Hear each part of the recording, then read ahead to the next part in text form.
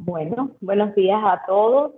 Buenos días al doctor Lobatón, quien es médico hemato-oncólogo de la clínica Auna Oncomédica, quien nos va a traer hoy el tema, enfoque diagnóstico y terapéutico de las neoplasias hemato-oncológicas. Doctor, es un privilegio y un placer que este tema pues sea precisamente explicado por usted, que es un experto en el tema. Y bueno, aquí quedamos a la escucha.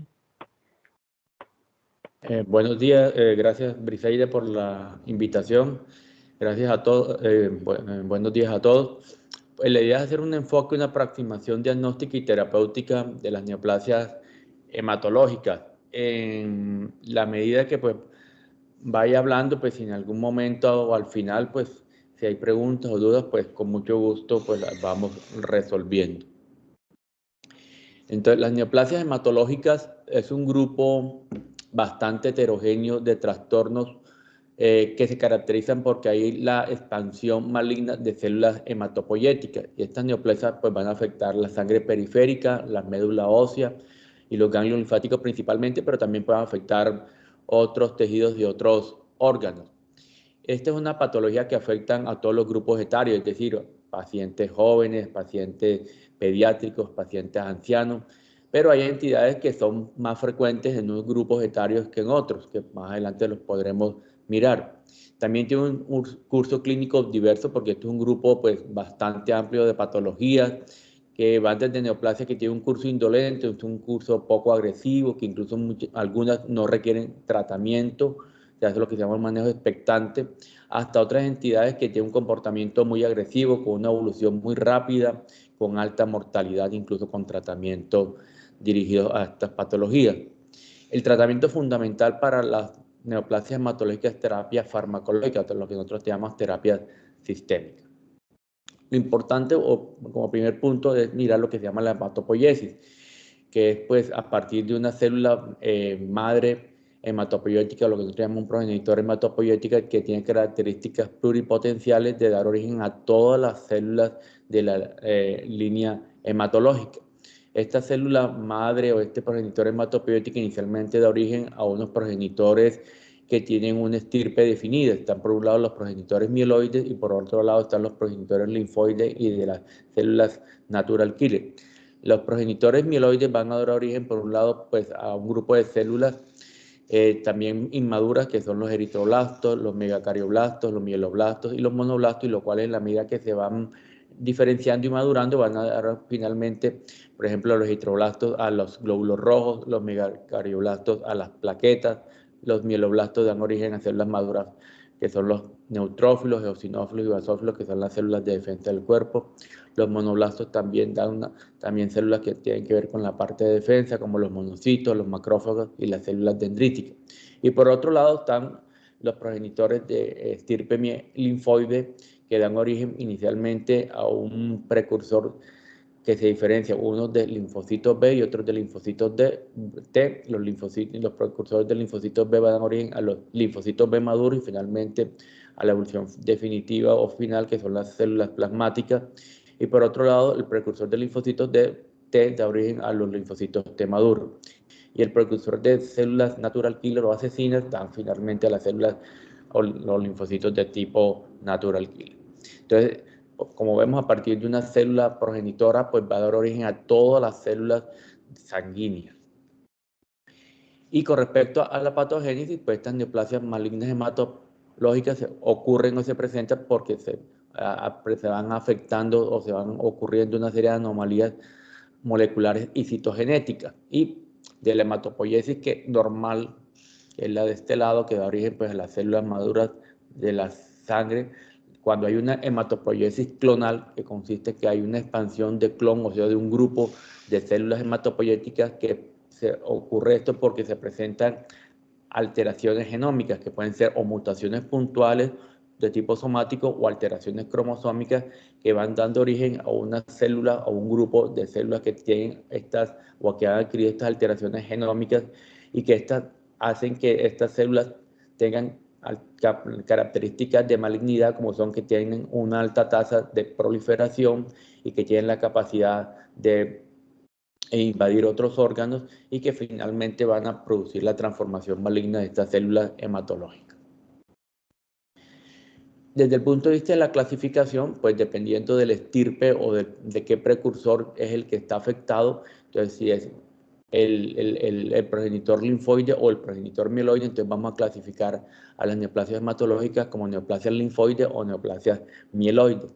Las que son derivadas a partir de una precursor linfoide, entonces dependiendo de qué tipo de célula linfoide la que está afectada, entonces si es el linfocito B va a producir entonces patologías como leucemias del linfocito B o linfomas o mielomas.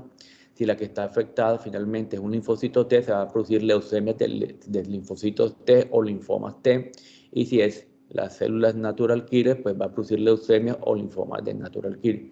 Mientras que si el progenitor que está afectado es el stem cell o el progenitor mieloide, pues va a dar origen a alteraciones de línea mieloide. Entonces puede producir leucemias mieloides, ya sean agudas o crónicas, pueden producir síndrome mielodisplásico o pueden producir neoplasias mieloproliferativas crónicas, que más adelante pues vamos a ver un poco más en detalle. Entonces básicamente dependiendo qué progenitor es el que esté afectado, las neoplasias hematológicas las vamos a clasificar como neoplasias linfoides o neoplasias mieloides. Digamos que esta es la forma como más simple de clasificarlas. Obviamente estas patologías son mucho más complejas y son una gran cantidad. Aquí en esta gráfica pues vemos cómo es de complejo y qué número abundante de neoplasias hematológicas hay dependiendo si el desorden es mieloide o el desorden es linfoide. La clasificación más práctica, aparte de decir que es de estirpe mieloide o de estirpe linfoide, digamos que las neoplasias hematológicas son clasificadas como en 5 grupos grandes, que son las leucemias, los linfomas, las neoplasias de células plasmáticas, las neoplasias o síndromes mielodisplásicos y las neoplasias mieloproliferativas crónicas. Las leucemias se clasifican a su vez dependiendo de su presentación y de su agresividad en agudas o crónicas. Las agudas a su vez las dividimos dependiendo del estirpe, si es linfoide o mieloide aguda, lo mismo que para las crónicas, mieloide o linfoide crónica. Los linfomas se dividen en 2 grupos grandes, los linfomas de tipo Hodgkin y los linfomas de tipo no Hodgkin. Las neoplasias de células plasmáticas, que básicamente hay compromiso de las células plasmáticas, que es compromiso maligno. Hay un grupo importante de patologías de este tipo. La más conocida de pronto es el mieloma múltiple, que más adelante pues hablaré un poco más en detalle, el plasmocitoma solitario, amiloidosis de cadenas livianas y el síndrome de Poins. Con respecto a los síndromes mielodisplásicos, básicamente es un grupo que está o se clasifica así, está definido por anormalidades genéticas o por anormalidades morfológicas. Y por último, las neoplasias mieloproliferativas crónicas, que también son un grupo grande, pero digamos que las clásicas, aparte de la leucemia mieloide crónica, está la mielofibrosis, la policitemia y la trombocitemia esencial. Con respecto a la frecuencia, digamos que entre las neoplasias hematológicas malignas, el grupo más frecuente es el linfoma, que constituye más o menos el 40% de las neoplasias hematológicas malignas, y se clasifican pues, en 2 grupos grandes, el linfoma Hodgkin y el linfoma no Hodgkin. La segunda en frecuencia son las leucemias, alrededor de un 27 a 30%, como dije previamente, se clasifican en leucemias agudas o crónicas. Las neoplasias de células plasmáticas y principalmente la más importante, el mieloma múltiple, son el 12% de las neoplasias hematológicas y un 21% restante que está constituido por los síndromes mielodisplásicos y las neoplasias mieloproliferativas crónicas. O sea que las más frecuentes son linfomas y leucemias. Con respecto a la epidemiología, esta es una gráfica que nos muestra cuáles son los cánceres más frecuentes en Estados Unidos, actualizado el 2023, frente a los de Estados Unidos, porque son los que tienen siempre las estadísticas mucho más actualizadas.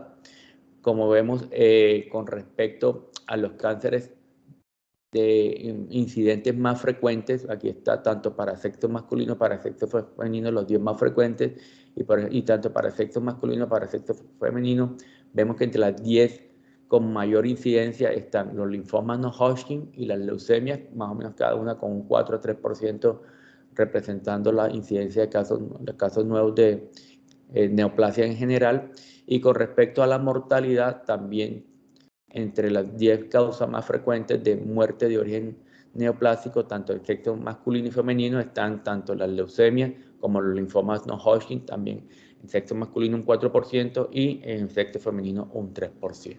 O sea que son patologías relativamente frecuentes como causa del global de cáncer en Estados Unidos, y también se replica para pues, el resto de los países, incluido nuestro país. Como dije previamente, pues las neoplasias hematológicas afectan a todos los grupos etarios, tanto a población pediátrica, población adolescente, adultos y ancianos, pero dependiendo del grupo etario hay unas que van a tener una mayor prevalencia o una mayor incidencia. Entonces, por ejemplo, en la infancia, los niños de 0 a 10 años, los más frecuentes son leucemia, y específicamente leucemia linfoide aguda, que está en azul clarito, y leucemia mieloide aguda en verde claro. En los pacientes adolescentes y adultos jóvenes, o sea, los pacientes entre 10 a 19 y 20, 29 años, los más frecuentes son linfomas, que están aquí en color púrpura, y había leucemias, sobre todo leucemia linfoide aguda. Adultos maduros entre 40 y 60 años, los más frecuentes son linfomas, sobre todo linfomas no Hodgkin, pero también se presenta leucemia aguda de tipo mieloide. Y en los pacientes adultos mayores y ancianos, o sea, pacientes mayores de 60 años, pues aquí se presentan todos los tipos de neoplasias hematológicas, siendo las más frecuentes los linfomas no Hodgkin en morado, las neoplasias de células plasmáticas en anaranjado, que son básicamente los mielomas múltiples, también leucemias agudas, pero de tipo mieloide, que es en verde claro, y en rojo ya síndrome mielodisplásico y síndrome mieloproliferativo crónico, que son patologías, estas dos últimas, característicamente se presentan en pacientes de edad avanzada. Digamos que uno de los factores de riesgo establecidos para que se presente cualquier neoplasia maligna, sea una neoplasia hematológica o un tumor sólido, es la edad. O sea, a medida que vamos envejeciendo, pues hay mayor posibilidad de desarrollar cualquier neoplasia, porque eso pues va asumado pues que se presenta mayor frecuencia de alteraciones genómicas y se van acumulando estas alteraciones que finalmente van a producir un proceso maligno. Con respecto a las manifestaciones clínicas y paraclínicas, las neoplasias hematológicas, con respecto a la sintomatología, pues digamos que en un espectro de una sintomatología variada, pero generalmente los más frecuentes se van a presentar dependiendo a qué línea hematológica se está afectando. Lo más frecuente es que haya astenia, dinamia, que es lo que comúnmente se llama fatiga o cansancio. Va a haber fiebre, sudoración nocturna, que es la diaforesis. Se van a presentar sangrados por cualquier parte del cuerpo, hematomas, el paciente va a perder peso, dolores óseos, prurito, porque algunas de estas patologías pueden producir sensación de picazón y dolor abdominal. Con respecto a estos síntomas son los que refiere el paciente como manifestaciones son importantes, que son síntomas que el paciente al referir nos puede hacer prender las alarmas o hacer una sospecha que pues entre los posibles diagnósticos diferenciales el paciente está cursando con una neoplasia hematológica. Con respecto a los hallazgos del examen físico, pues va a haber palidez mucocutánea como síntoma de por ejemplo, de una anemia. Se van a presentar equimosis o petequias como manifestaciones, por ejemplo, de alteraciones plaquetarias, adenomegalias, que son los crecimientos de los ganglios linfáticos, y hepatoesplenomegalia, es el crecimiento tanto del vaso como del hígado. Entonces son hallazgos al examen físico que también, si se presenta, también nos puede estar sugiriendo que el paciente puede presentar una neoplasia hematológica. Con respecto a las alteraciones laboratorio, pues que son, pues digamos, los exámenes de rutina que se hacen de más frecuencia cuando sospechamos que el paciente tiene una neoplasia hematológica por cualquiera de los síntomas o signos que previamente expliqué. Por ejemplo, un cuadro hemático, que es de los laboratorios que frecuentemente más tenemos a la mano. Entonces, el paciente va a presentar anemia, que es disminución pues, de los niveles de hemoglobina. Puede haber alteración del conteo de leucocitos, o puede haber leucocitosis, o sea, un aumento en el conteo de los leucocitos. Digamos que el rango normal es de 10 o 12.000, si tiene más de 10 o 12.000 leucocitos es la leucocitosis, o leucopenia, que digamos que el conteo normal de un cuadro hemático de leucocitos va entre 4.500 o 4.000 a 10.000. Si tiene por debajo de 4.000, estamos hablando de leucopenia. Alteraciones en el número de plaquetas, puede ser trombocitosis. Normalmente el conteo de plaquetas está entre 150 y 450.000 plaquetas. Si tienen más de 450.000 es trombocitosis, se aumenta en el número. O si están disminuido el conteo plaquetario, hablamos de trombocitopenia, menos de 150 y específicamente menos de 100.000 plaquetas. Entonces, estos hallazgos son los que nos van a explicar mucho de los síntomas y signos de las neoplasias hematológicas. Pues la anemia va, la que va a producir la palidez mucocutánea, los síntomas del paciente estar con astenia, adinamia, fatiga, cansancio. La trombocitopenia es la que va a explicar de que el paciente tenga riesgos de sangrado y presencia de hematomas o equimosis o petequias en el cuerpo. La leucocitosis puede producir alteraciones o síntomas, lo que nosotros llamamos leucostasis, cuando hay unos conteos muy exagerados de leucocitos, puede producir alteraciones incluso neurológicas o respiratorias por congestión por el exceso de leucocitos, incluso en órganos como los pulmones o el cerebro. Pues de exámenes de básicos también podemos presentar elevación de la deshidrogenasa láctica, que cuando esté elevado también puede ser como un hallazgo en alteración de laboratorio que puede sugerir de que hay una neoplasia hematológica. Como lo vamos a ver, algunas de las neoplasias hematológicas pueden producir alteración de la función renal, una falla renal, entonces la creatinina va a estar elevada.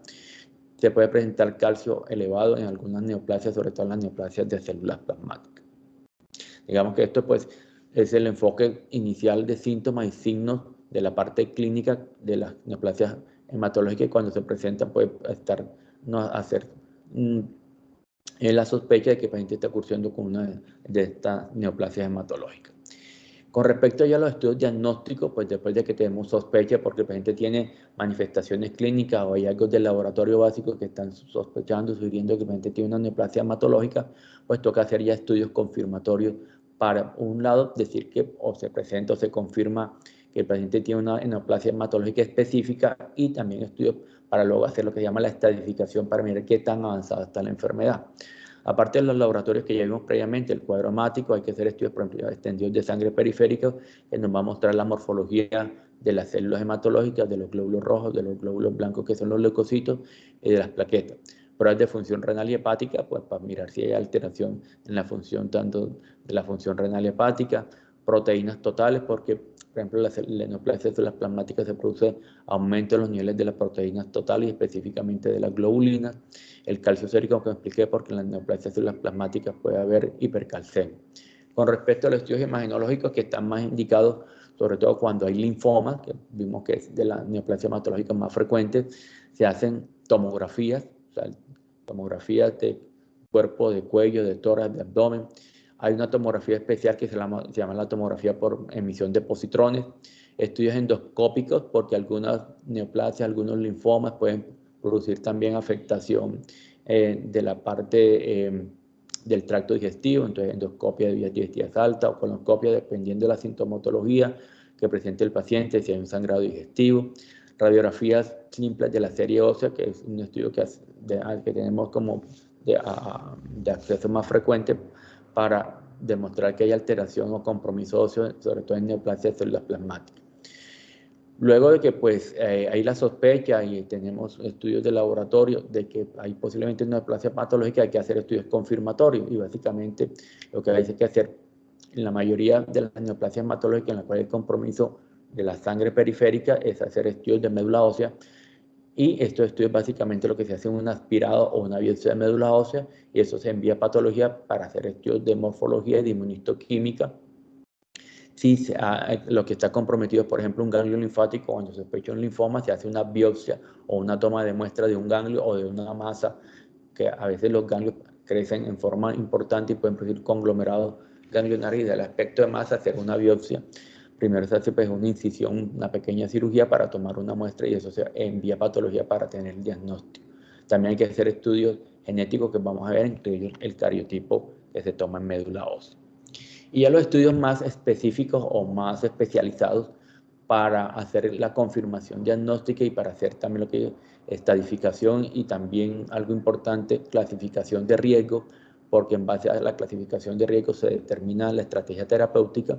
Entre estos diagnósticos ya más especializados tenemos pues el estudio de patología, que es la histología, citometría de flujo, que ahorita vamos a ver en detalle en qué consiste, la fluorescencia por hibridación in situ, que es el FISH, estudios de citogenética y técnicas moleculares mucho más modernas, como son la reacción en cadena de polimerasa, la PCR, y la secuenciación de nueva generación, que es el NGS.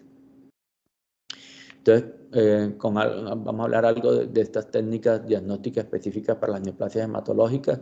Con respecto a la patología, que es la histología y la citomorfología, pues que son los estudios que hacemos de inicio con la hematofilina y eosina, nos permite, pues la microscopía nos permite visualizar las características de las células, características morfológicas de tinciones. Por ejemplo, aquí vemos un aspirado de médula ósea, en la cual vemos células características de una leucemia mieloide gustata, que son los mieloblastos, que son estas células, o ya un estudio de patología que nos muestra un linfoma difuso de célula grande. Esto es una aproximación desde el punto de vista de patología, pero siempre se va a hacer confirmación con unas técnicas que se llaman la inmunistoquímica, que es una técnica que se utiliza para identificar moléculas específicas en diferentes tejidos, en este caso tejidos hematopoyéticos, y son anticuerpos que van dirigidos a moléculas específicas, y esto se hace visible en un microscopio mediante reacción de color, un radioisótopo, un tinte fluorescente, y como expliqué previamente, se utiliza para diagnosticar y para clasificar las neoplasias hematológicas. También nos ayuda a determinar si estas neoplasias van a responder a terapias específicas basadas en dianas moleculares. Entonces aquí vemos, por ejemplo, un linfoma ya difuso con un anticuerpo para CD20, entonces esto nos permite que si es positivo, entonces un linfoma difuso, CD20 positivo. Y esto es importante porque aparte de que nos confirma pues la estirpe del linfoma, este tipo específico de linfoma, al ser el CD20 positivo, pues podemos utilizar estrategias terapéuticas dirigidas a estos antígenos CD20 positivos. La citometría de flujo es otra técnica que permite analizar y cuantificar de manera simultánea múltiples características de las células, específicamente las células hematológicas, a medida que son transportadas en un fluido y que son incididas por un haz de luz. El citómetro nos va a medir el tamaño y la granularidad de las células hematopoyéticas, y así como la fluorescencia relativa de las mismas. Y esto nos permite caracterizar las células hematopoyéticas para establecer marcadores de linaje, estadios de maduración o diferenciación. Hoy en día, para confirmar que hay una leucemia y decir qué tipo de leucemia es fundamental la citometría de flujo, porque por un lado, como dije previamente, pues nos va a marcar maduración, o sea, si la célula que está presentando es una célula inmadura, o sea, un blasto, ya sea linfoide o mieloide, y pues esta citometría nos va a confirmar el linaje, o sea, si el blasto que estamos viendo es del linaje mieloide o del linaje linfoide. La técnica del FISH, que es la hibridación de fluorescencia in situ, es una técnica que se utiliza para detectar y localizar una secuencia de ADN específica en un cromosoma. El conjunto total de cromosomas se expone a una sonda, o sea, una pequeña cantidad de ADN purificado y que está marcado con una sustancia fluorescente. La sonda marcada, que es ese segmento de ADN con esa sustancia fluorescente, halla la secuencia correspondiente en el conjunto de cromosomas y se une a ello. Cuando los genes están separados, cuando los genes están en cromosomas separados, las señales de color están separadas. Como vemos aquí, por ejemplo, aquí hay una señal color verde, aquí una señal de color rojo, pero cuando hay una translocación, que es una alteración cromosómica que va a llevar a que parte de los cromosomas se unan, entonces las ondas se acercan y se genera una señal de fusión de un nuevo color. Entonces, como lo vemos acá, entonces aquí había un gen que era rojo, otro verde, a ver la translocación, hay un gen de fusión, entonces va a dar un color amarillo. La citogenética es el análisis de los cromosomas durante las metafases usando una tinción que produce patrones de bandas específicas. Los cromosomas se analizan bajo microscopio y describe el número de cromosomas y su apariencia. Identifica lo que son anomalías cromosómicas como translocaciones, inversiones, eliminaciones y copas adicionales de cromosomas, lo que nosotros llamamos, por ejemplo, trisomía, o que se pierda uno, que sería una monosomía. Aquí en este ejemplo, pues vemos lo que se llama un cromosoma Filadelfia, que es la translocación 922. Entonces, en la flecha está lo que llamamos que es la alteración, el cromosoma 9, que se da que hay la translocación en el cromosoma 9 y el 22, entonces se pierde aquí esta parte del cromosoma 22, se une el cromosoma 9, entonces vemos que este cromosoma es un poco más grande, entonces el que se llama el cromosoma Filadelfia, y que es lo que hace diagnóstico de una patología especial que se llama leucemia mieloide crónica, que se caracteriza por tener el cromosoma Filadelfia, que es la translocación 922.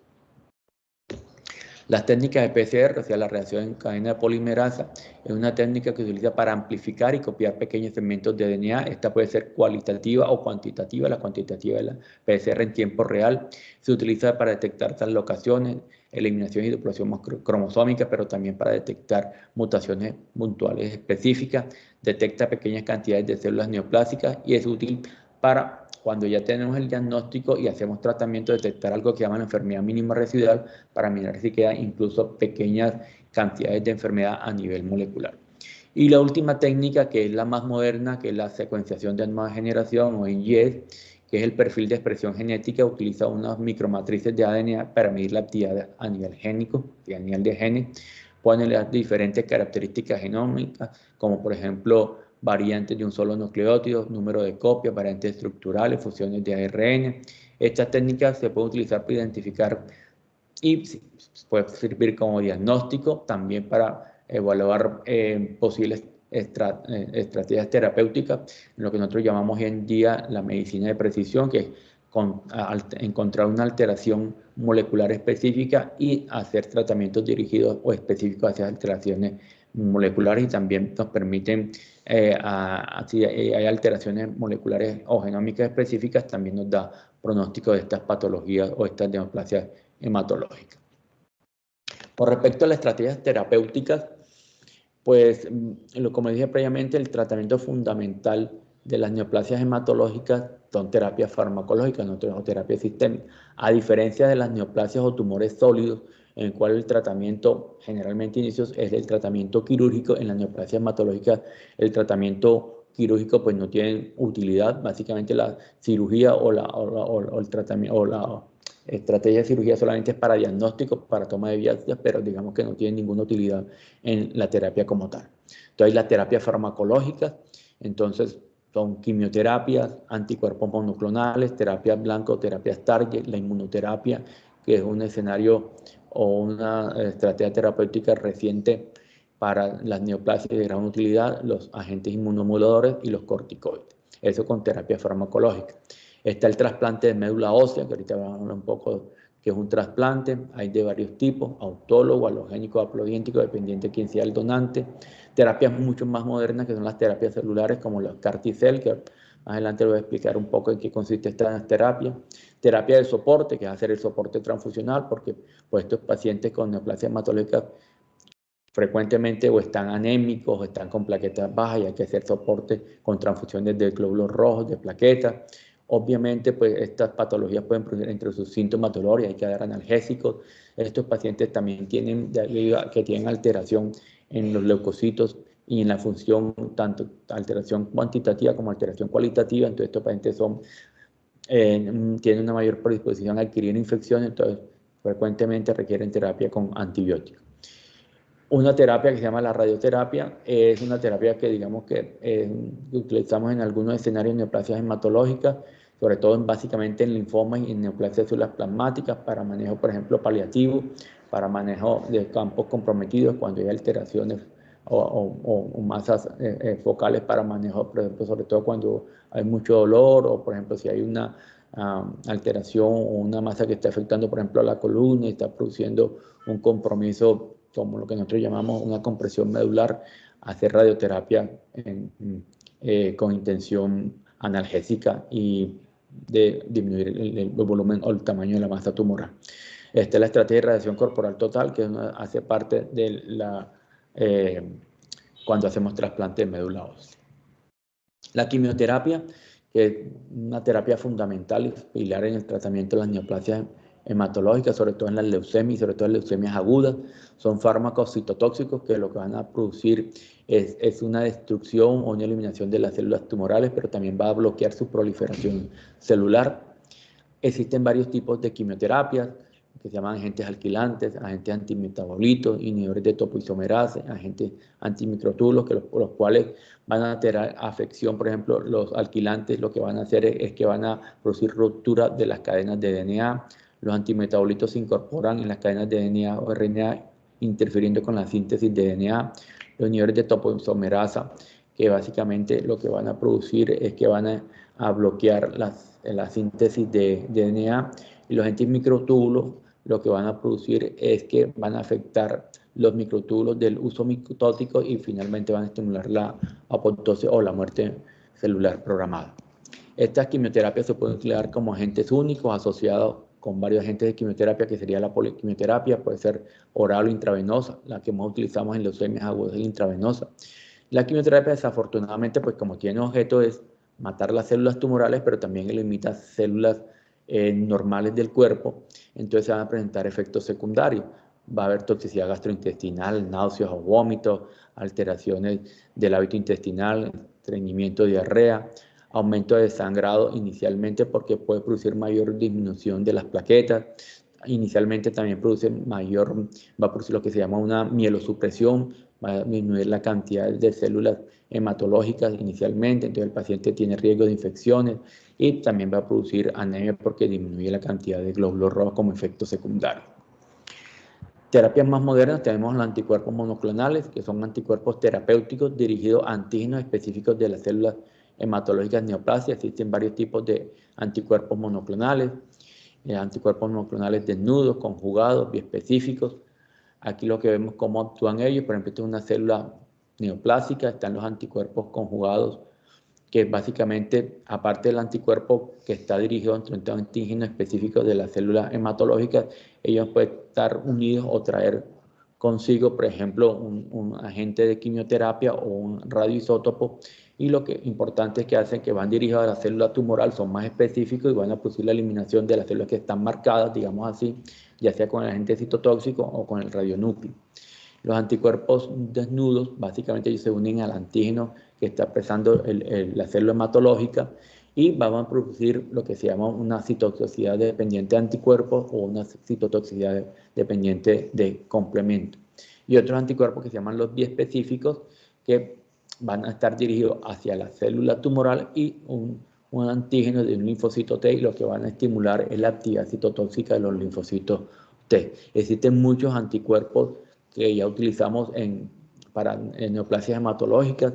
Algunos de ellos, por ejemplo, el rituximab, que está dirigido contra el antígeno, el marcador CD20, que se expresa sobre todo en los linfocitos B. Otro como el polatuzumab, que está dirigido contra otro antígeno en los linfocitos B, que es el CD79. Y los anticuerpos biespecíficos, por ejemplo, como este blinatumomab que utilizamos en la leucemia linfoide aguda, que va dirigido al antígeno que expresa el linfocito B, que es el CD19, y al antígeno que expresa el linfocito T, que es el CD3. Entonces va a tener el efecto doble, pues por un lado el efecto citotóxico contra el linfocito B, pero también va a reclutar, digamos así, linfocitos T que van a producir su efecto citotóxico sobre las células tumorales. Las terapias target son terapias blancos o terapias moleculares, blanco-moleculares, que son medicamentos contra el cáncer que interactúan con blancos moleculares específicos que están situados en vías de señalización intracelular, y que estas vías de señalización lo que básicamente van a estimular el crecimiento tumoral o proliferación de las células tumorales. Estas terapias, como son terapias dirigidas o específicas, una alteración molecular específica, son mucho más selectivas, más efectivas que la quimioterapia convencional, tiene menos efectos secundarios y mejor calidad de vida. Aquí les pongo ejemplos varias terapias blancos, por ejemplo, estas en neoplasias plasmáticas, entonces terapias blancas como por ejemplo los inhibidores de proteasomas o los inhibidores de BCL2. BCL2 es una proteína antiapoptótica, entonces lo que hacen los antiapoptóticos van a favorecer la muerte celular programada. O por ejemplo en leucemia linfoide crónica, por ejemplo, el receptor del linfocito B en vías de señalización, hay una tirosina quinasa, que es la tirosina quinasa de Bruton.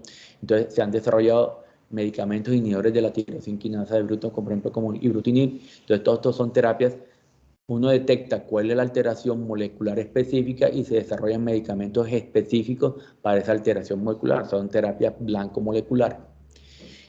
Voy a referirme un poco más a una terapia específica en la leucemia mieloide crónica, porque fue la primera terapia blanco molecular que se desarrolló y fue la que permitió, pues, al encontrar esta terapia dirigida, efectiva en leucemia mieloide crónica, pues desarrollar muchas otras estrategias de terapias target en neoplasias hematológicas y también en tumores sólidos. Como lo habíamos visto previamente, la leucemia mieloide crónica se caracteriza porque hay una alteración cromosómica, hay una traslocación, lo que se llama la cromosoma Filadelfia, entre el cromosoma 9 y el cromosoma 22. Entonces, al haber esa traslocación, te va a producir lo que se llama un gen de fusión, que es el gen BCR-ABL. Este gen, que es un gen anormal, lo que nosotros llamamos un oncogen, un gen que tiene propiedades malignas, va a producir una proteína normal o una proteína de fusión que se llama la proteína BCR-ABL. Y esta es una proteína que digamos que va a ser, tiene una característica, es que tiene una activación constitutiva, o sea, permanentemente va a estar favoreciendo todos los procesos de proliferación celular. Para que ocurra esta activación de esta proteína anormal, que es la proteína BCR-ABL, ella tiene que activarse de una manera que es la fosforilación, y esta fosforilación ocurre a través de la unión del ATP. Existe un bolsillo en la proteína anormal, que es el BCR-ABL, hay un bolsillo en el cual se une el ATP. Al unirse al ATP, fosforila esta proteína, y esta proteína está fosforilada, digamos que está activa, y va a estimular una serie de procesos de proliferación celular y favorece lo que es la leucemia mieloide crónica.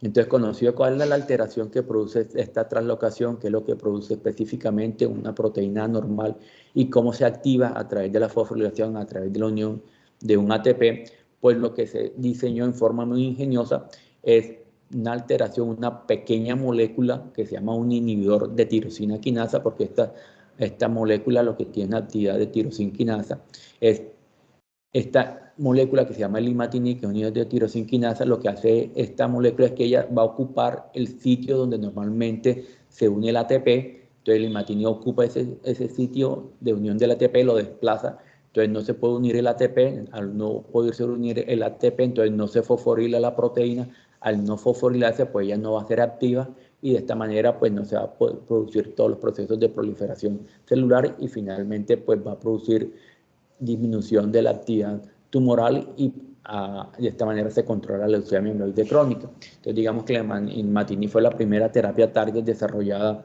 en neoplasias hematológicas y neoplasia en general, y son terapias muy efectivas porque son dirigidas a la alteración molecular específica, y son mucho más, por un lado, efectivas, pero también se toleran mucho mejor. La otra estrategia terapéutica que tenemos dentro de las neoplasias hematológicas es el trasplante de médula ósea. ¿Y en qué consiste esto? Pues cuando tenemos una neoplasia hematológica, pues con las terapias que siempre hacemos, que llaman de inducción, generalmente quimioterapia, específicamente en leucemias o en mieloma, a veces hay clones tumorales que son muy activos y son resistentes a la quimioterapia convencional. Entonces toca hacer una estrategia de utilizar quimioterapia de mayor intensidad, que se llaman quimioterapias de acondicionamiento. Estas quimioterapias, que son de alta intensidad, pues obviamente van a cumplir su objetivo de eliminar las células tumorales malignas, las células madre o progenitoras, las células tumorales malignas, pero también va a eliminar las células madre hematopoyéticas. Obviamente, si hacemos esta estrategia de solamente utilizar la quimioterapia de alta intensidad, matamos las células tumorales, pero también eliminamos las células hematopoyéticas, y si eliminamos las células hematopoyéticas, pues nos quedamos sin quien produzca todas las células sanguíneas, y esto es incompatible con la vida. Entonces, por eso se desarrolló el trasplante de médula. Entonces, para poder permitir administrar esta quimioterapia a altas dosis, entonces utilizamos el trasplante de médula, que básicamente lo que se trasplanta son progenitores hematopoyéticos o trasplantes de células madre, que van a permitir restaurar toda la actividad de la hematopoiesis. Después de que se ha hecho la quimioterapia de intensidad, se administran las células madre, que van a restituir la hematopoiesis. También tiene otro efecto estas células madre que trasplantamos, que es un efecto de injerto contra enfermedad, eso en los trasplantes alogénicos, específicamente en leucemia. Existen varios tipos de trasplantes dependiendo quién sea el donante, quién dé las células progenitoras, las células madre. El autólogo cuando el mismo paciente es el donante de sus células madre, alogénico cuando necesitamos un donante compatible, que sea alogénico cuando es 100% compatible, haploidéntico es cuando solamente comparte la mitad de los genes del sistema de histocompatibilidad, que es solamente compatible un 50%, y existe un trasplante que es el singénico cuando es un gemelo idéntico y que obviamente este trasplante tiene el beneficio de que tiene mucha menos posibilidad de rechazo. El trasplante de médula ósea tiene varias fases. Las células madre, como vimos, ellas viven en la médula ósea, pero hacemos que con unos medicamentos especiales que se llaman factores estimulantes de colonia se movilicen y se vayan a la sangre periférica. Luego hacemos un proceso de recolección o de extracción mediante una máquina especial que es una máquina de aféresis. Esta máquina, la sangre sale del cuerpo, entra a la máquina reconoce cuáles son las células madre, las envía a una bolsa y el resto de sangre pues la devuelve al cuerpo. Estas células madre, como son células vivas y necesitamos que se mantengan como células madre, las preservamos para que permanezcan como células madre y no se empiecen a dividir. El paciente como tal recibe luego la quimioterapia de alta intensidad, que es la quimioterapia de acondicionamiento o también radioterapia corporal total, con el fin de eliminar las células tumorales que han sido resistentes a las terapias previas. Y posteriormente a que el paciente recibe la quimioterapia de alta intensidad, las células madre que se han recogido previamente, ya sean del mismo como un trasplante autólogo o de un donante, en el caso de que sea un trasplante halogénico, se hace la infusión de células madre como si fuera una transfusión de sangre. O sea, que el trasplante de médula ósea no es un procedimiento quirúrgico. Básicamente consiste en la recolección previa de células madre, hacer una terapia de alta intensidad, que es la quimioterapia o radioterapia, y luego infundir estas células madre como si fuera una transfusión de sangre. Estas células madre que infundimos, pues como vimos, ellas no viven en la sangre periférica, entonces ellas tienen que, por un proceso, desplazarse nuevamente a la médula ósea y empezar a producir otra vez todo el origen de células de la sangre. Este proceso, dependiendo de la patología, de la intensidad de acondicionamiento, puede durar unos 15 a 20 días hasta que ocurre lo que llamamos el injerto. El trasplante de médula ósea está indicado en casi, digamos, todas las neoplasias hematológicas. Aquí lo vemos en las leucemias tanto agudas como crónicas, específicamente con mayor frecuencia lo utilizamos en leucemias agudas de alto riesgo, en los linfomas Hodgkin o no Hodgkin que recaen después de una terapia de quimioterapia de inducción. Si hay una recaída, se utiliza una estrategia de rescate y el paciente llama un trasplante, la mayoría de los trasplantes de tipo autólogo. El mieloma múltiple, que se utiliza una terapia, el trasplante como una terapia de consolidación de inicio, en el síndrome mielodisplásico y los mieloproliferativos crónicos. O sea que la estrategia de trasplante de médula ósea es útil para la mayoría de las neoplasias hematológicas. Hay una terapia celular moderna que son los CAR T-cells.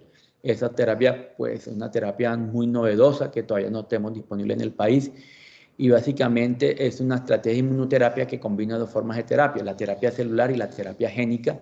¿Y en qué consiste eso?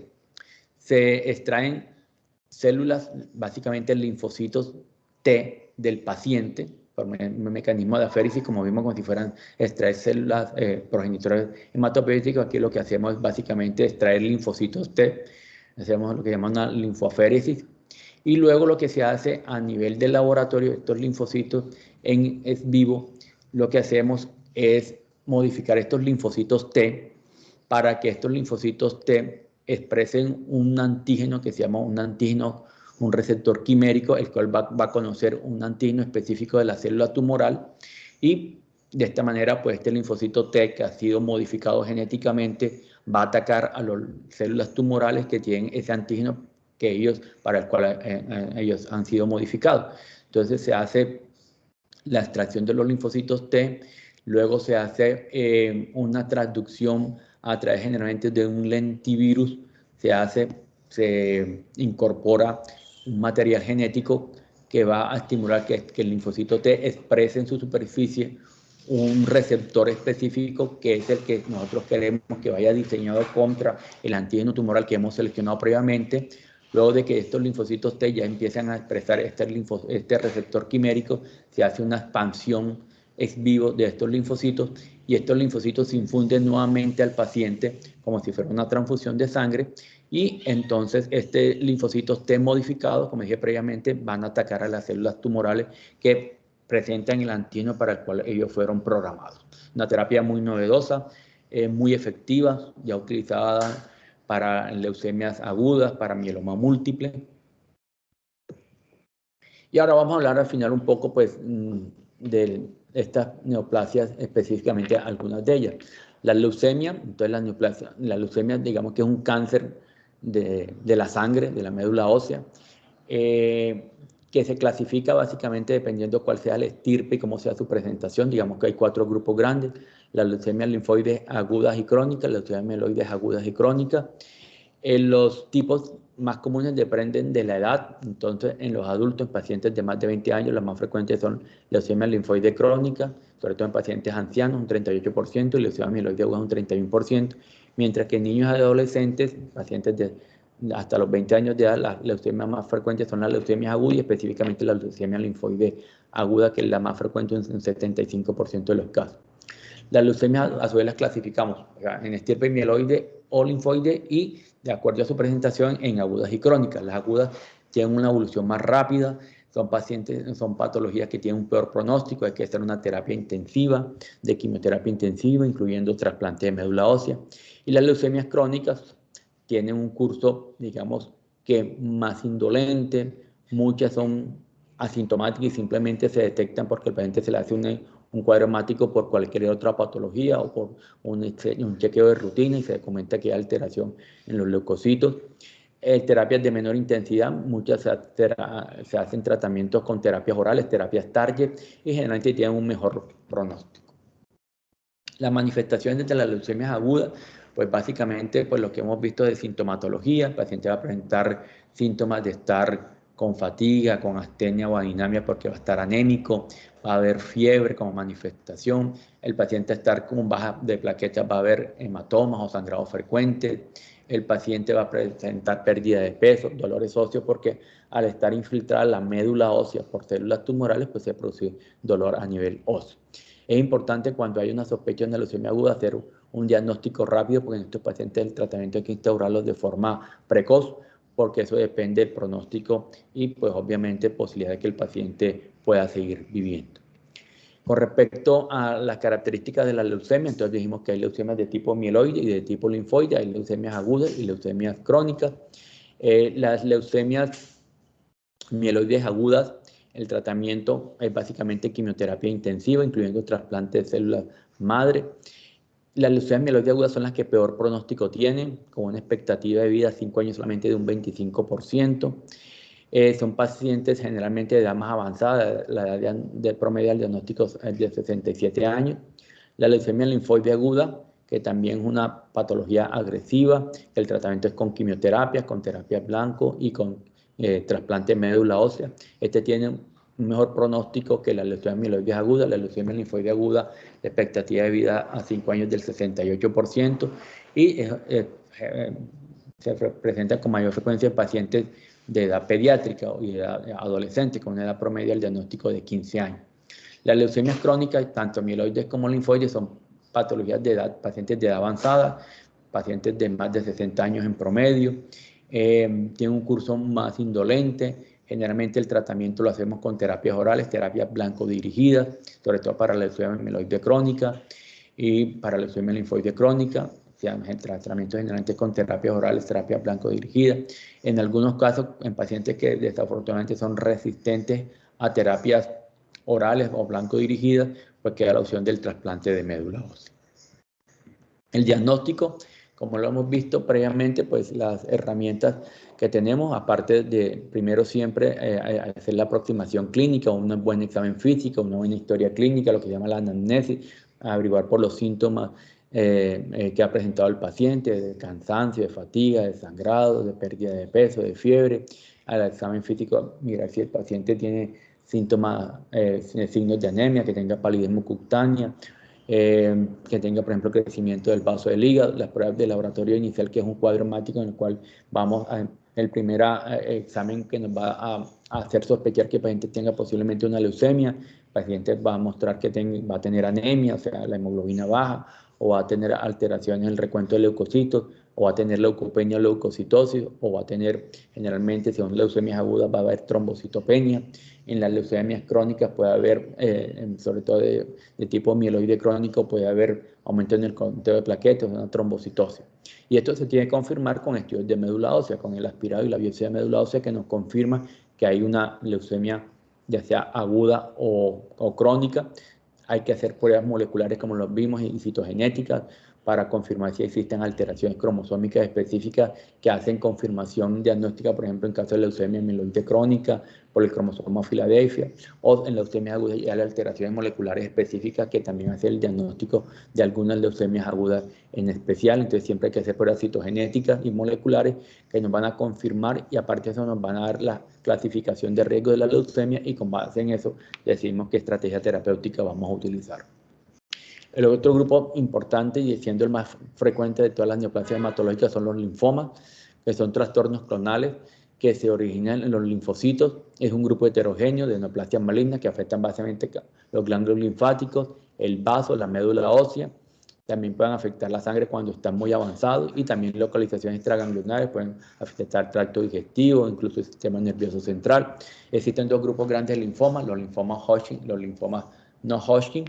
Dentro de los linfomas no Hodgkin, a su vez se clasifican en cuál es el origen, si son linfocitos B o linfocitos T. Son más frecuentes los linfomas originados en linfocitos B, el 85%, y el 15% de linfocitos T. Existe una gran cantidad de linfomas, dependiendo si son linfomas de origen B o linfomas de origen T.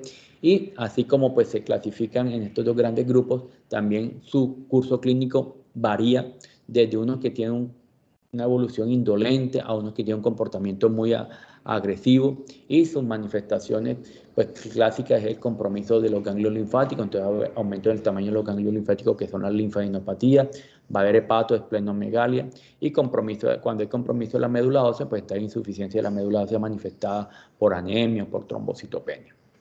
En el origen de los linfomas, pues los linfocitos B y T se originan en la médula ósea, pero ellos se maduran extramédula ósea. Los linfocitos B generalmente en los ganglios linfáticos, y dependiendo de qué afectación o en qué parte de la maduración ocurre la alteración en el ganglio linfático de los linfocitos B, entonces va a ser el tipo de linfocito, de linfoma. Entonces, si hay alteración de los linfocitos que están en la zona marginal, entonces serán linfomas de zona marginal, o si son linfocitos B que se afectan en la zona del manto, entonces hay linfomas del manto, o si en el centro germinal, entonces hay linfomas difusos de célula grande de origen centrogerminal.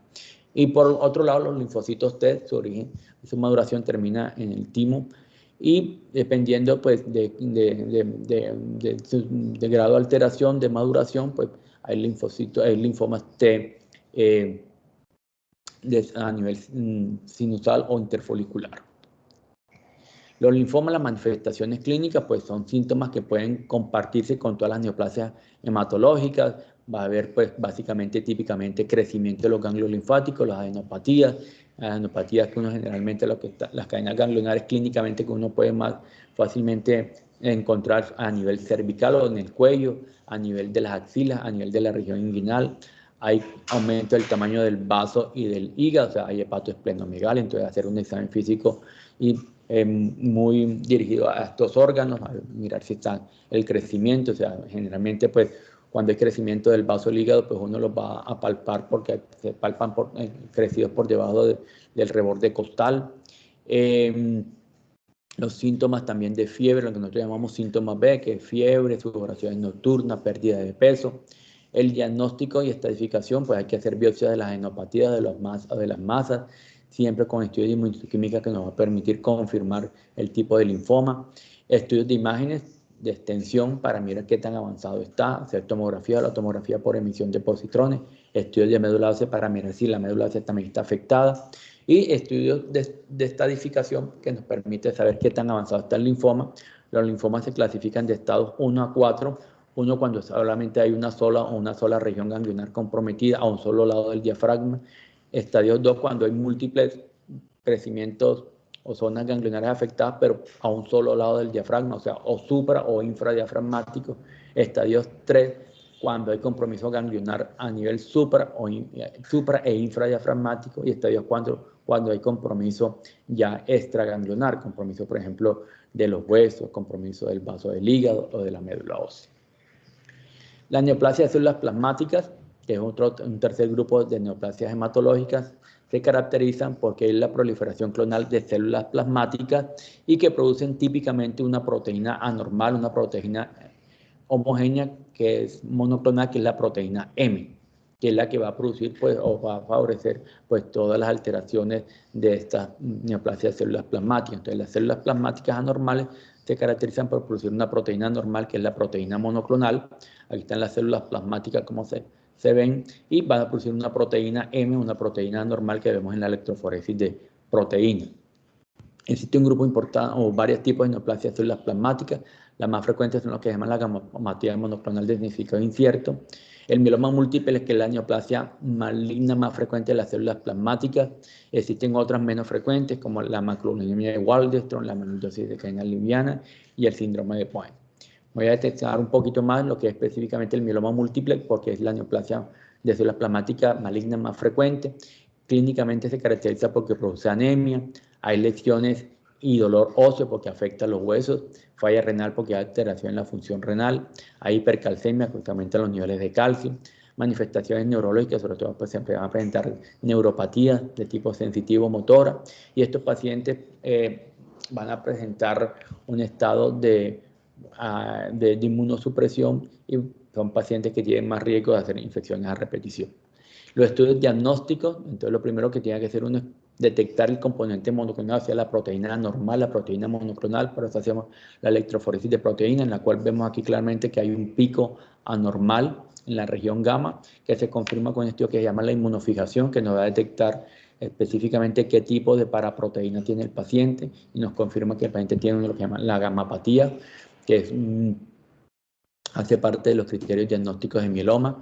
Luego se evalúa la médula ósea, qué tan afectada está la médula ósea, y nos demuestra a través del mielograma, la biopsia, las células típicas que son las células plasmáticas, a ver pues infiltración y aumento en el porcentaje en la cantidad de células plasmáticas a nivel de la médula ósea. Como frecuentemente el mieloma múltiple afecta a los huesos, tenemos que hacer estudios imagenológicos para detectar las lesiones típicas del mieloma, que son lesiones líticas, la serie ósea, radiografía de cráneo, de los huesos largos, de la cadera, en la cual se muestran estas lesiones radiolúcidas, que son las típicas de mieloma, y existen estudios de imágenes más modernos, como la resonancia y las tomografías, e incluso el PET, que nos van a mostrar lesiones específicas a nivel óseo. Se complementa con una serie de laboratorios, el cuadro hemático, que nos va a mostrar la anemia, que es típico del mieloma, hacer pruebas de función renal, la creatina que va a estar elevada porque tiene falla renal, hacer niveles de calcio sérico, porque estos pacientes cursan con niveles de calcio sérico, o sea, elevados, hipercalcemia, hacer conteo de proteínas totales, albúmina y globulina, porque los pacientes van a tener elevación de las proteínas totales a expensas de la globulina, y estudios ya moleculares específicos como el FISH, para detectar algunas alteraciones que permiten clasificar a los pacientes de mieloma como de mayor riesgo.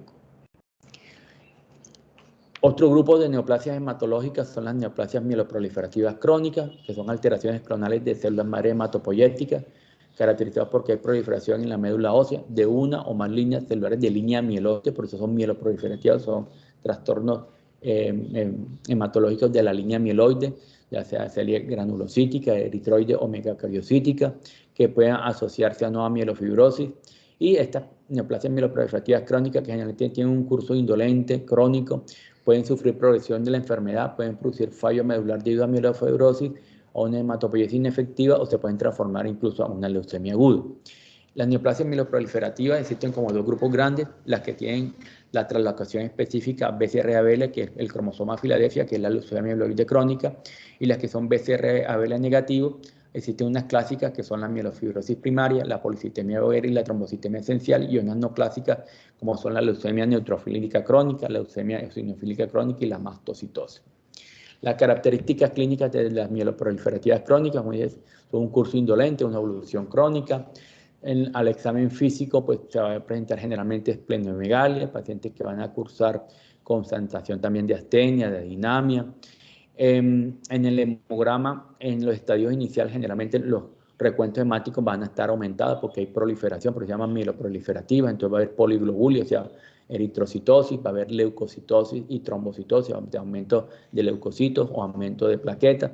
Y ya en los estados avanzados, cuando el paciente pues, ha fallado a terapia o si se detecta en forma muy tardía, pues van a haber citopenia. O sea, va a haber todo lo contrario, va a haber disminución de las plaquetas, disminución de los glóbulos rojos, disminución de los leucocitos. Tienen tendencia a desarrollar fibrosis medular y pueden transformarse en leucemias mieloides agudas. También se caracteriza porque tienen tendencia a presentar eventos trombóticos. Estas neoplasias de mieloproliferativas crónicas son patologías de pacientes de edad avanzada. En promedio, pacientes al momento del diagnóstico tienen más de 60 años, pero tienen una buena expectativa de vida. Sobre todo la policitemia vera, la trombocitemia es esencial con las terapias actuales. La supervivencia global a 5 años está alrededor de del 90%. La mielofibrosis tiene un peor pronóstico con una supervivencia global a 5 años entre el 30 y el 40%. Y por último, los síndromes mielodisplásicos, la última grupo de neoplasias hematológicas, de un grupo de trastornos clonales de células madre hematopoyéticas que se caracterizan porque hay citopenia. Los progenitores hematopoyéticos tienen características displásicas, tienen alteraciones en su morfología, la médula es generalmente hipercelular y también tiene riesgo de transformarse en leucemia mieloide aguda. Son síndromes, estos mielodisplásicos también de la línea mieloide.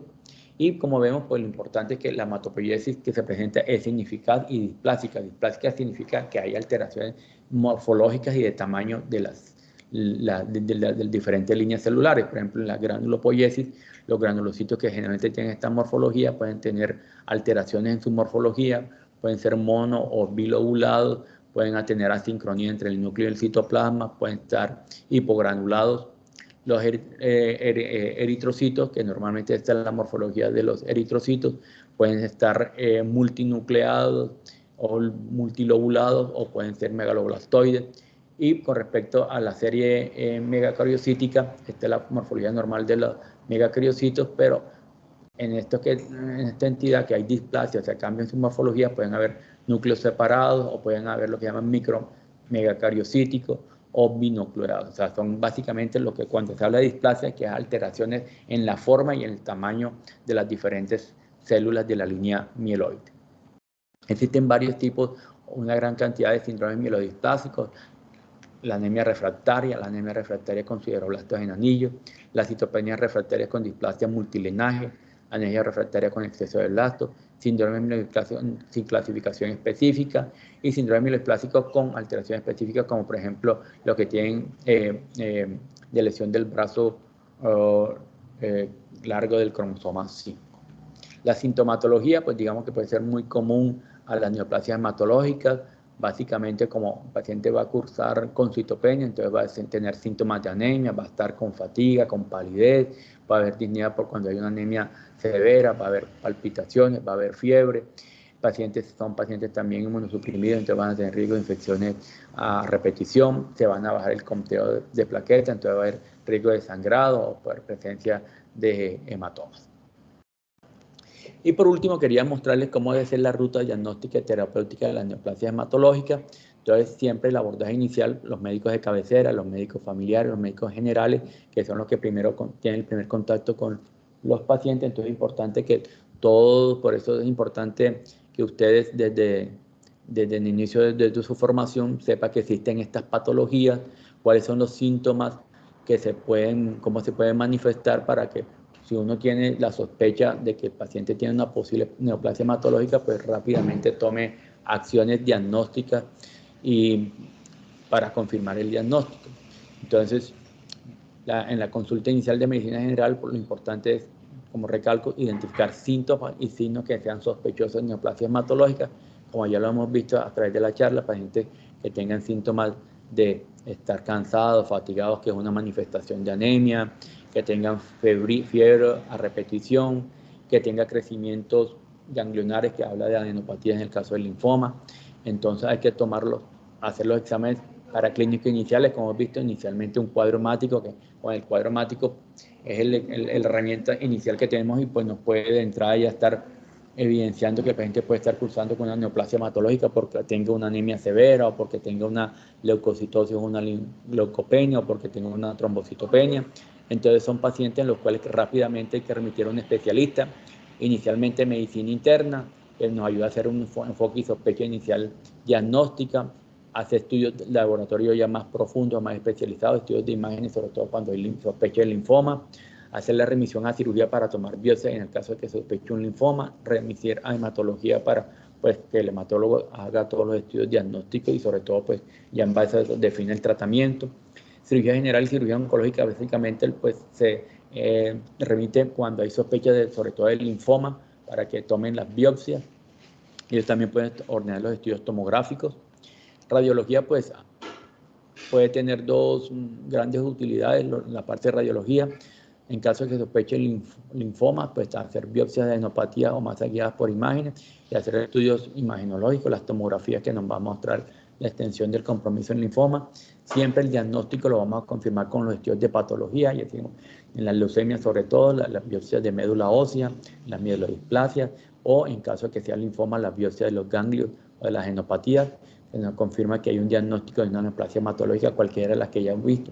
Y por último, pues prontamente pues, llegar a la hematología para pues, hacer los estudios confirmatorios diagnósticos, los estudios de estadificación, y en base a eso, una vez que se ha confirmado, se ha estadificado el paciente, hacer el tratamiento específico.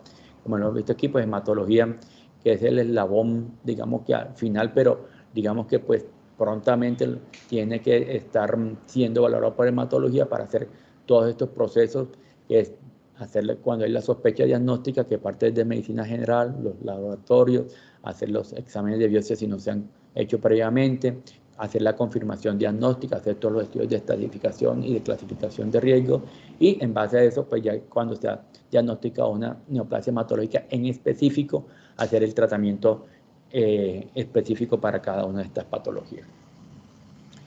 Briseida, pues estudiantes, esto es lo que tenía para compartirles. Si hay dudas, preguntas, con mucho gusto, pues estoy a la orden. Bueno, José, no, primero que todo, muchas gracias. Pues muy claro todo. Yo tengo como una curiosidad. Me llama la atención cuando hablaste de anticuerpos monoclonales. Hablaste de los dirigidos, de los conjugados, de los biespecíficos, pero no mencionaste nada de los que regulan los puntos de control inmunológico. No sé si es que no se usan para este tipo de patologías o que como son los últimos que salieron, pues entonces todavía no, están... de pronto no los incluye porque, bueno, digamos que son desde el punto de vista de anticuerpos, digamos que están dentro de la inmunoterapia, que son los anticuerpos contra puntos de control inmune, que es una herramienta terapéutica muy útil que tenemos ahora en cáncer en general, tanto para tumores sólidos, pero también para neoplasias hematológicas. De hecho, pues el primer desarrollo de los anticuerpos contra puntos de control inmune, que básicamente lo que van a hacer es que van a activar a los linfocitos T, digamos que le quitan un freno que se puede presentar cuando hay las neoplasias, digamos que son inteligentes y pueden estimular la presentación de algunos antígenos, para que básicamente lo que hacen es un bloqueo de la actividad de los linfocitos T, que los linfocitos T tienen actividad. Pues cuando ellos detectan un antígeno o una célula anormal porque expresa un antígeno, como son las células tumorales, pues desarrollan actividad citotóxica contra ellos, pero las células tumorales, digamos que frenan estos linfocitos T. Entonces lo que hacen estos anticuerpos, que son los anticuerpos contra puntos de control inmune o los checkpoint inhibitors, lo que hacen es estimular a los linfocitos T porque les quitan ese freno, entonces lo que tenemos es una actividad de linfocitos T. En hematología, la inmunoterapia básicamente la estamos utilizando en linfoma Hodgkin, con anticuerpos como por ejemplo como el pembrolizumab o el nivolumab, pero se hacen parte de los herramientas que tenemos hoy en día para hematología, los anticuerpos contra puntos de control inmune. Bueno, y otra pregunta es si ya estas son dudas pues como muy mías, ¿no? Tú dijiste que pues la terapia TCAR no está disponible en Colombia.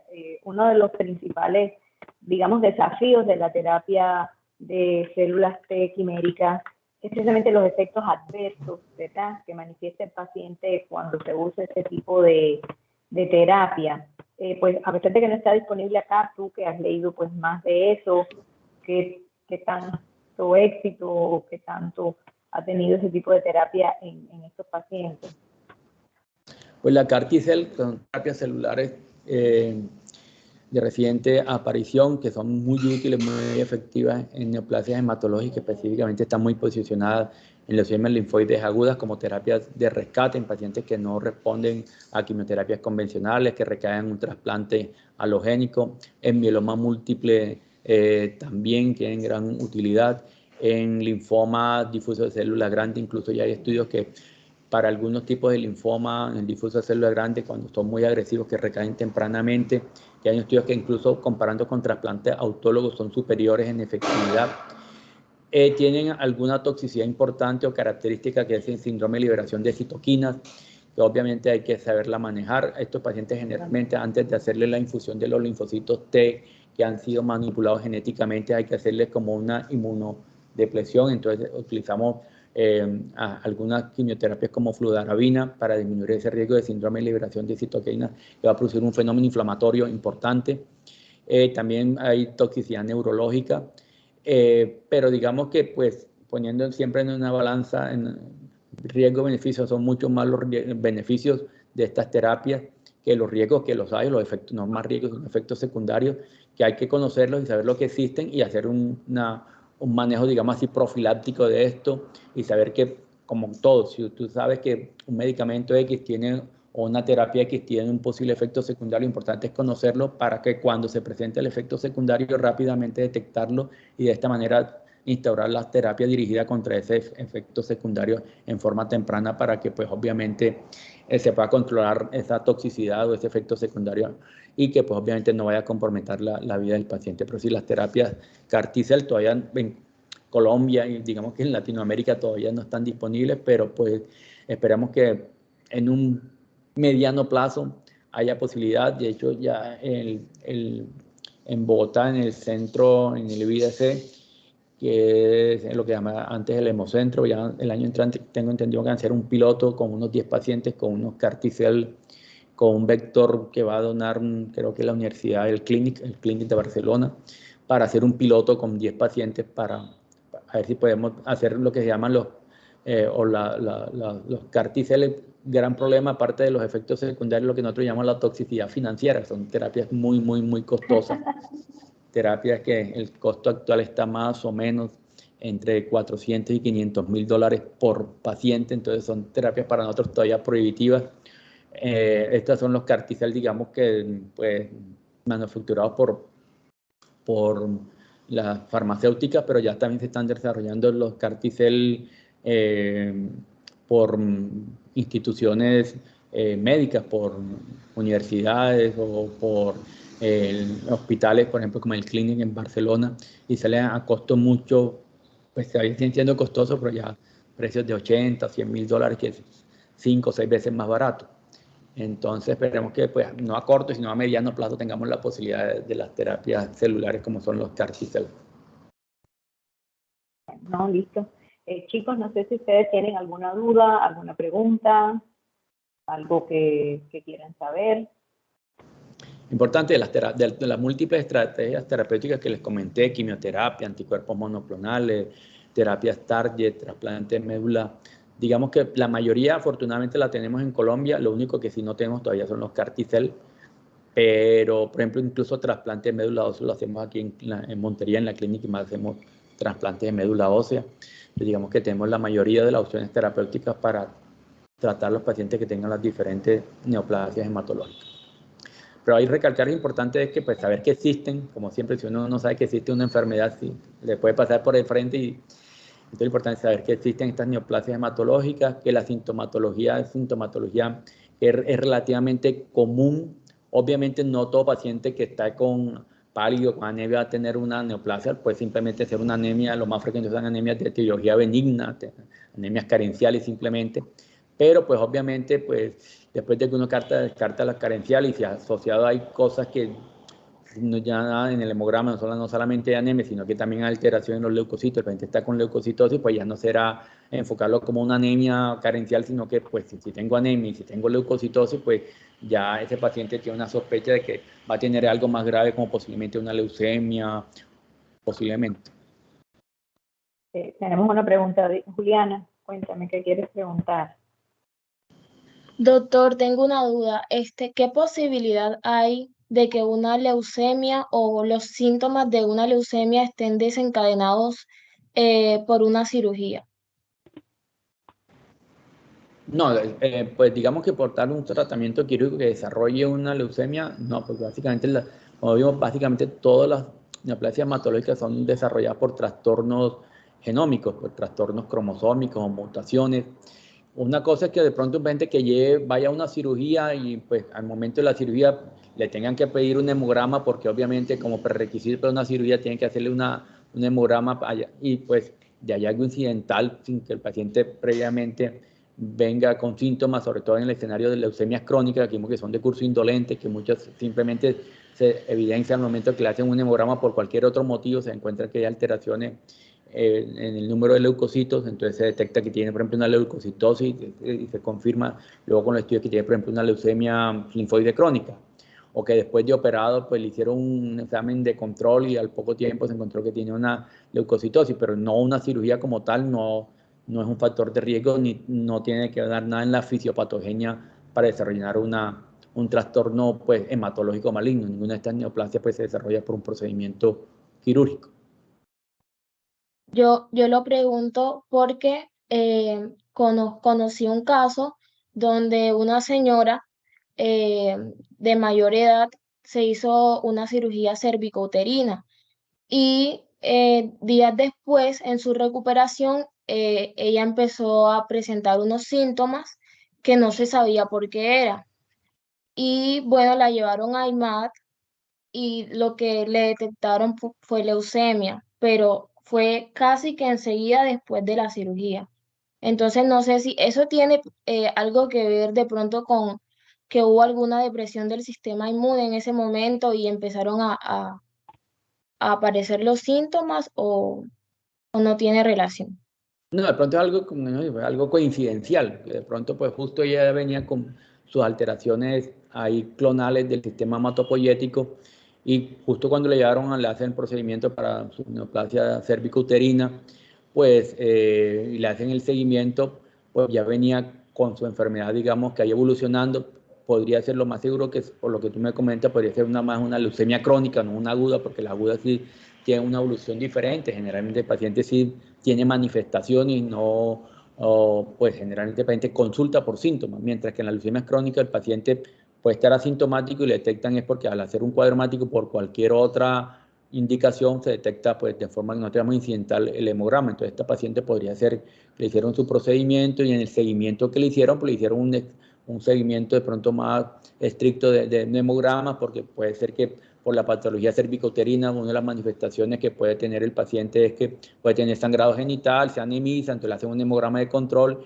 y entonces encontraron que aparte de lo que podrían esperar para una patología cervicouterina, que era que tuviera una anemia por sangrado, pues encontraron que tenía ya alteraciones leucocitarias y por eso pues ya se hicieron los estudios diagnósticos y se confirmó que tiene una leucemia, que lo más seguro es que en ese contexto sería una leucemia crónica, pero fue un hallazgo simplemente coincidió que pues por una patología diferente pues se detectó pues que tenía una alteración en el hemograma y se confirmó, pero no porque la cirugía o el procedimiento que le hicieron para la patología cervicouterina hubiera desencadenado la leucemia. Como digo, en muchos casos, como yo le expliqué, en las leucemias crónicas, muchos casos son asintomáticos y se detecta porque al momento de hacer un hemograma, que lo solicitan por cualquier otra indicación, por ejemplo, en este caso que lo van a operar o porque le hacen un hemograma de un chequeo de rutina por otra sintomatología, al hacer el hemograma se detecta que tienen las alteraciones leucocitarias. Pero, pues obviamente, pues la patología cervicouterina o el tratamiento no fue el factor que desarrolló, sino que pues permitió al contrario que pues por hacerle estudios en ese momento se encontró que estaba cursando con una leucemia coincidencialmente o concomitantemente pues en ese momento. ¿Alguna otra pregunta, chicos?